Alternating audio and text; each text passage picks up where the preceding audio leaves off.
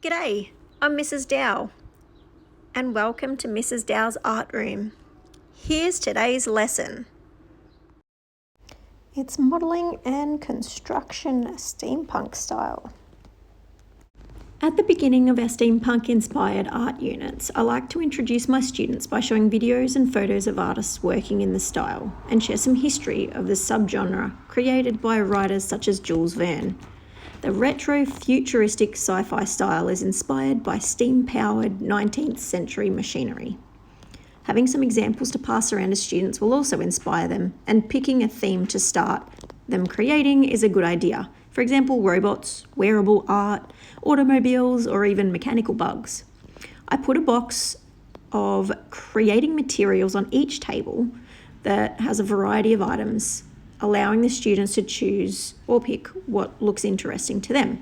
Some things have restricted quantities like wooden cogs and things.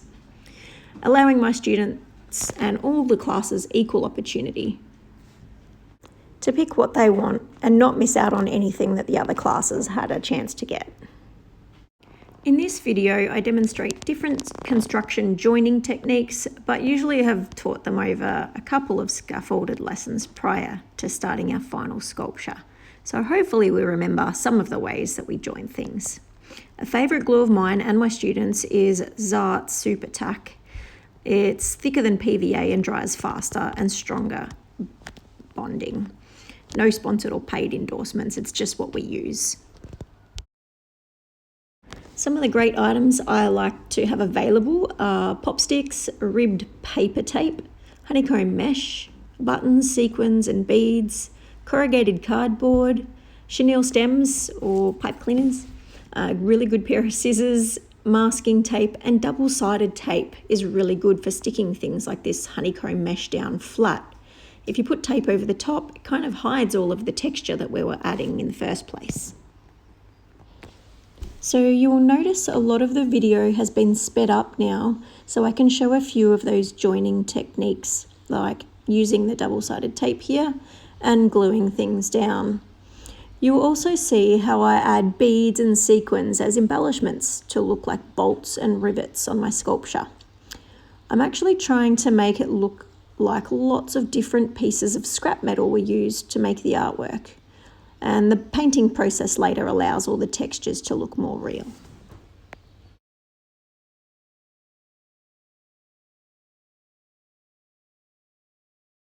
Here you'll see I've added more beads as bolts, and the bottle cap becomes a camera lens. My sculpture is turning into a spy camera that is worn like a cuff or bracelet. All the extra details of adding corrugated cardboard and things like that just to add to the sculpture, and don't be afraid to edit bits as you're going, so cutting them down, making them fit. This chenille stem or pipe cleaner I'm using as somewhat of a transmission device, so I've curled it around my finger and then attached it to these two pop sticks. There were a few beads placed around it at the start as well. I pop a little bit of glue to secure it from being able to fall off once it's dry. Paper tape adds lots more texture, so any place that I can add little bits and pieces of extra texture to this cardboard tube, I'm trying to add those now. Okay, I'm pretty happy with all the details I've added now. It needs some drying time. Hopefully this construction phase has only taken one lesson, but I always allow two just in case the joining techniques haven't quite been mastered. It also takes the pressure off my amazing art students if they know there's room for additions next class. Now we're up to painting. Step 1. Mix equal parts of PVA glue and brown or dark brown paint. Again, no affiliation with any products used, but the Chroma 2 paint is nice and thick and good to work with. The PVA is important as it helps the paint stick to all the different surfaces. I like to have these cups pre-poured, enough for one per student, plus a few extras they can swap if they run out. This saves them making a giant mess and saves me running back and forth refilling cups. We usually have a tray with the paint cup and the brush resting on it so they don't end up with paint all over the table. We also have our own laminated messy mats so nothing sticks. Students rest their sculpture on the tray with the paint cup, and it stays there to dry. Don't forget to add your name and class code on the tray with a piece of masking tape. One lesson should be enough for painting the sculpture. A hog hair bristle brush is best to apply the paint with because it's nice and strong, and they can stand up to a little bit of extra pressure when you're trying to get the paint into those hard to reach places. Wiggling the brush around when you get up to a really textured part and checking around and underneath all the sections helps to get the paint in the right places. You'll start to notice all the texture of the glue and the different things we've added coming through the paint now, and it starts to look like a rusty metal.